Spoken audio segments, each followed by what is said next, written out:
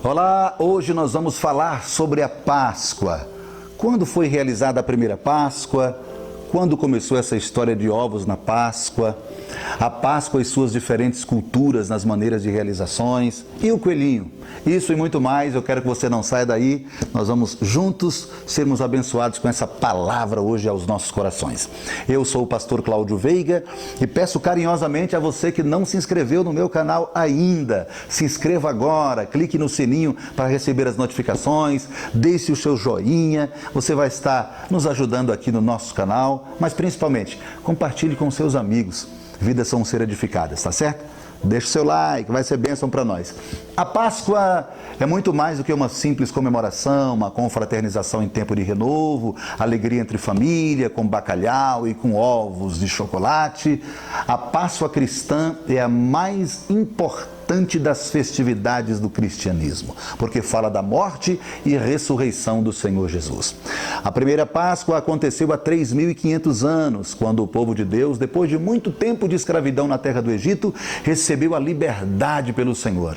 Deus libertou-os usando Moisés, o libertador. A Bíblia fala que depois de 9 pragas o coração de Faraó estava endurecido e Deus diz: Moisés, para cada família matar um cordeiro, aspergir o sangue nos umbrais das portas, porque à meia-noite o anjo vai passar trazendo a morte, e cada casa no Egito, todo o primogênito vai morrer.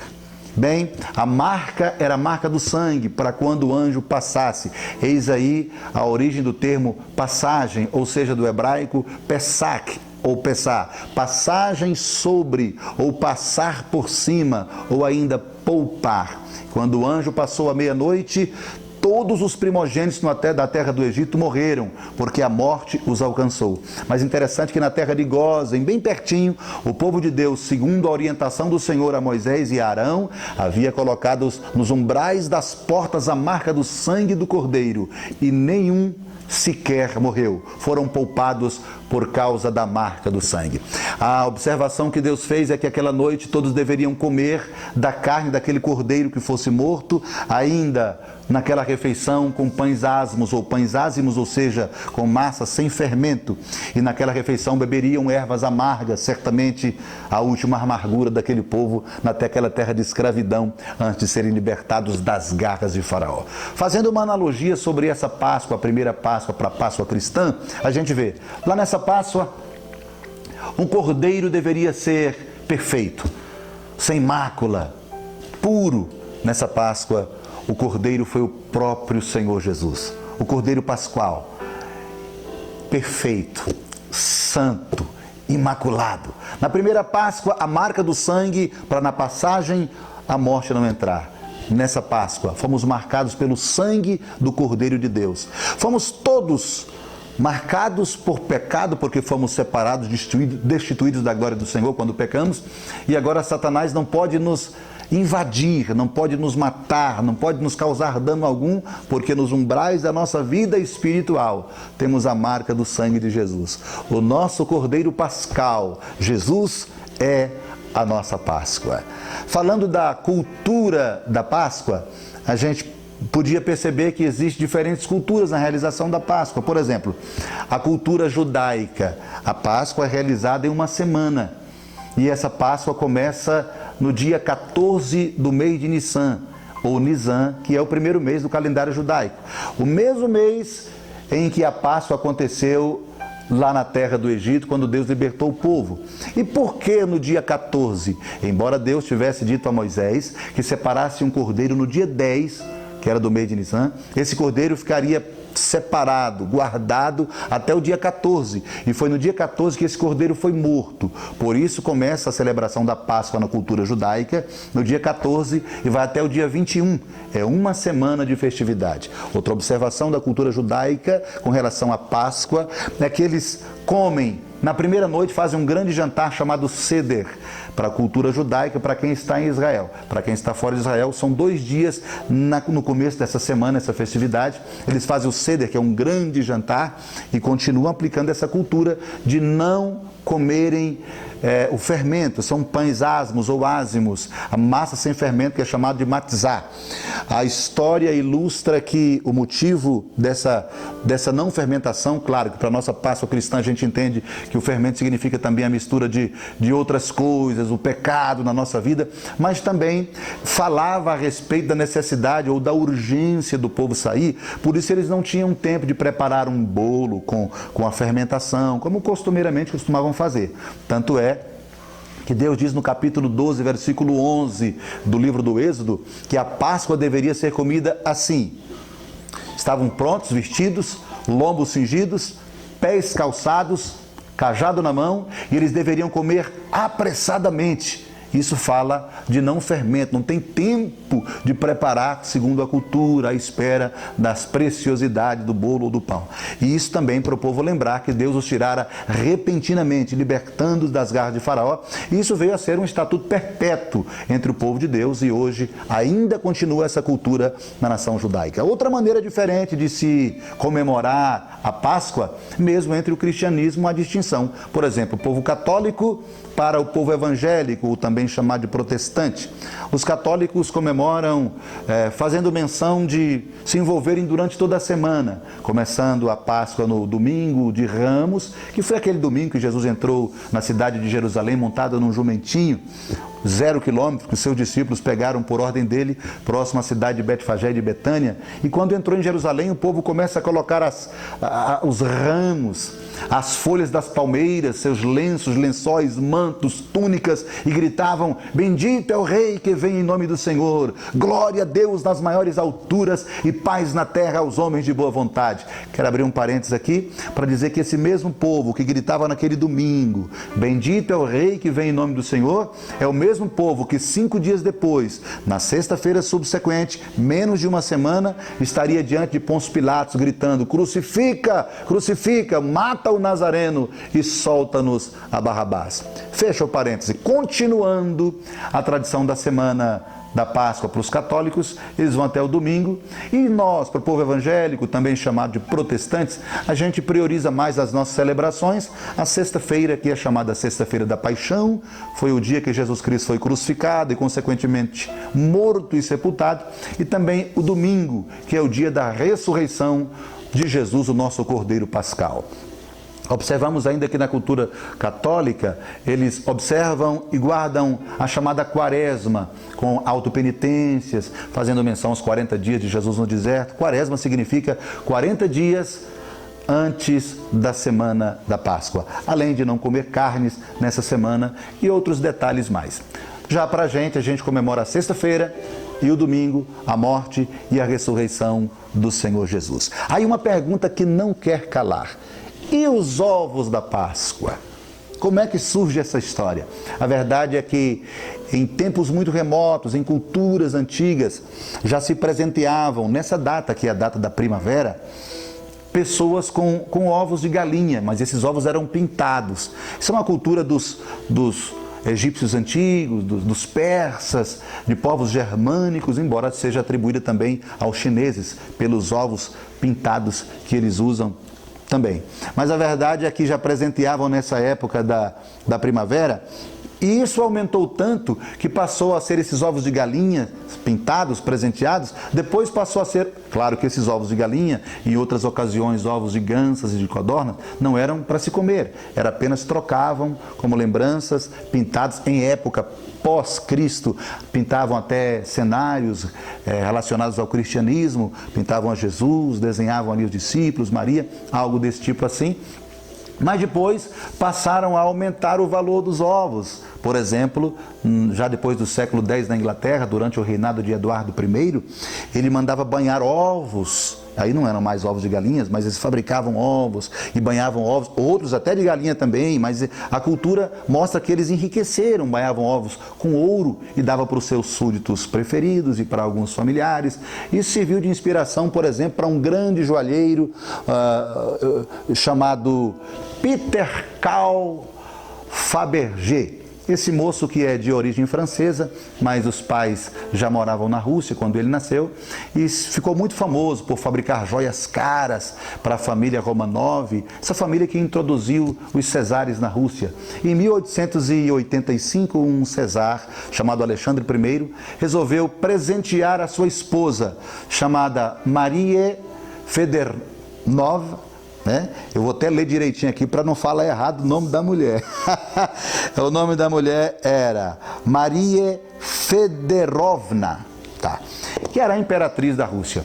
E ele resolveu convocar esse famoso Fabergé para fazer um ovo.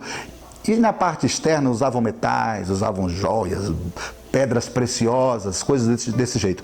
Mas o requisito é que dentro desse ovo, era o pedido desse grande cesar, Alexandre III, tivesse uma surpresa muito importante para dar para a imperatriz, para sua esposa.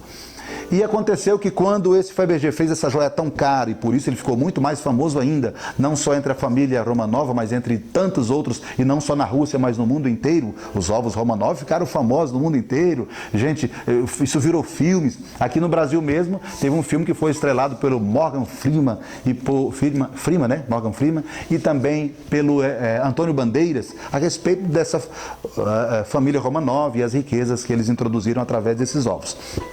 Bem, quando a imperatriz abriu o ovo, lá estava dentro uma estátua de uma galinha botando uma pedra de safira. Hoje, joia analisada e avaliada em milhões de dólares. Cresceu muito os valores.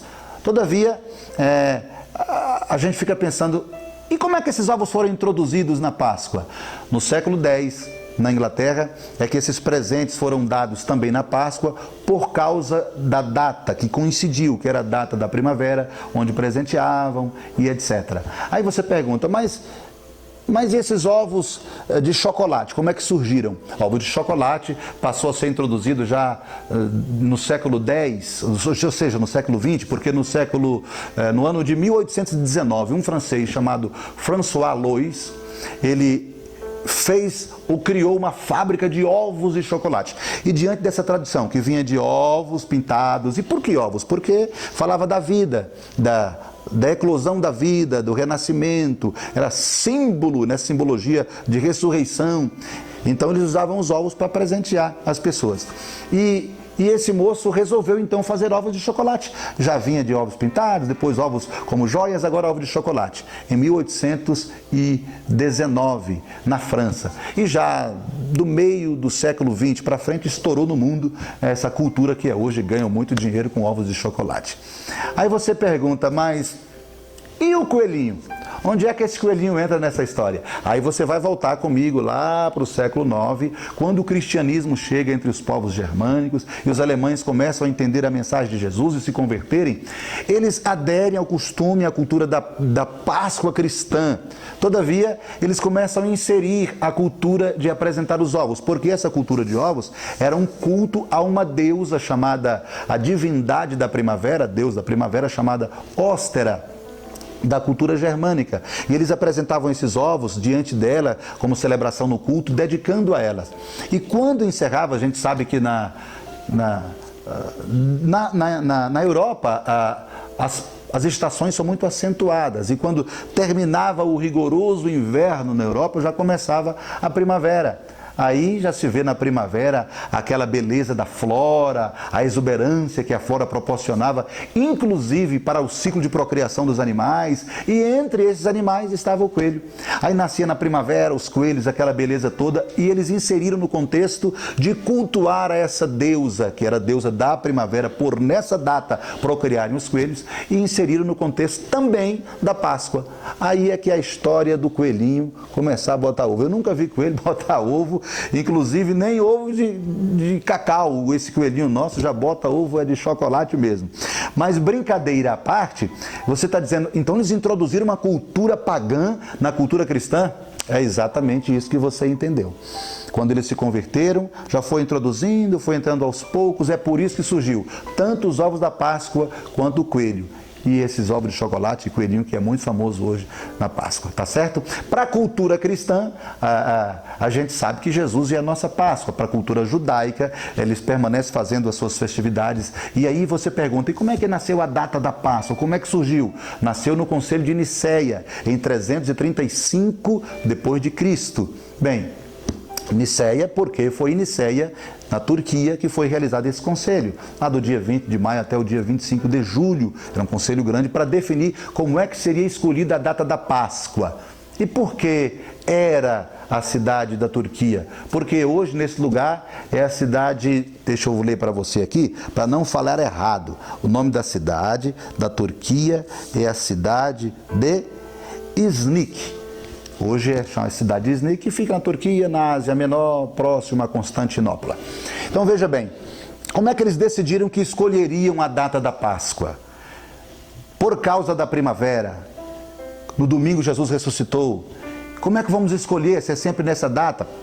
Para o povo judeu, e logo lá para os hebreus, no dia 14 foi a festa no primeiro mês de Nissan. Então escolheram assim, primeiro domingo, depois da primeira lua cheia, no começo da primavera. Isso para o hemisfério norte. Para o hemisfério sul, primeiro domingo, depois da primeira lua cheia, no começo do outono. Claro que para nós no Brasil, o Brasil que é um país continental e esse grande território está na sua maioria no hemisfério sul. Apenas 3% do Brasil está no hemisfério norte, apenas 7% está no hemisfério norte, 93% está no hemisfério sul. É por isso que a nossa Páscoa é no primeiro domingo, depois da primeira lua cheia de cada ano, no começo do outono. Tá certo? A gente falar sobre Páscoa é precioso, principalmente porque a gente imagina, a gente relembra o sacrifício de Cristo na cruz do Calvário e como Jesus mudou a nossa história. Lá para o calendário judaico, eles analisam que começa no dia 14, porque o calendário deles é baseado em um ciclo lunisolar, ou seja, os meses do ano é baseado no ciclo lunar e o ano no seu todo um ciclo solar. Para nós aqui, vocês sabem como é o nosso calendário, é assim que é escolhido, e a gente comemora a Páscoa, Jesus, a vida, a passagem da morte para a vida.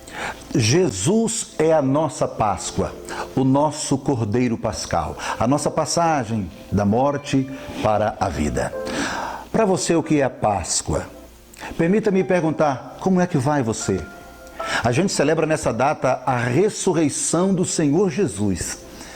E eu pergunto, o que você precisa na sua vida que seja ressuscitado? O que está morto na sua vida? A alegria, a paz, a felicidade, a harmonia entre família, a sua vida com Deus. Existem pessoas que estão vivendo as suas crises existenciais e um caos psicológico. Eu quero dizer que Jesus Cristo ressuscitou. E o Cristo vivo, a nossa Páscoa, pode devolver hoje à sua vida a sua alegria, a sua paz, a felicidade no seu coração. Jesus é a nossa Páscoa. Jesus é a nossa felicidade. Ele quer mudar a sua história. Eu quero finalizar esse vídeo abençoando a sua vida, abençoando a sua casa e a sua família, dizendo que Jesus está vivo. Ele morreu na sexta-feira, mas o domingo chegou e Cristo ressuscitou. Celebre a alegria de Deus no seu coração. Lembre que nessa data, mais do que ovos de Páscoa, bacalhau ou coisa semelhante, celebre a vida que Jesus te deu. Comprou com preço de sangue na cruz do Calvário e lhe garantiu a eternidade. Aceite esse propósito. Finalize esse vídeo deixando um grande abraço e pedindo mais uma vez para você se inscrever no meu canal. Compartilhe com alguém, clique no sininho, deixe o seu joinha e uma feliz Páscoa. Eu sou o pastor Cláudio Veiga. Grande abraço. Deus abençoe.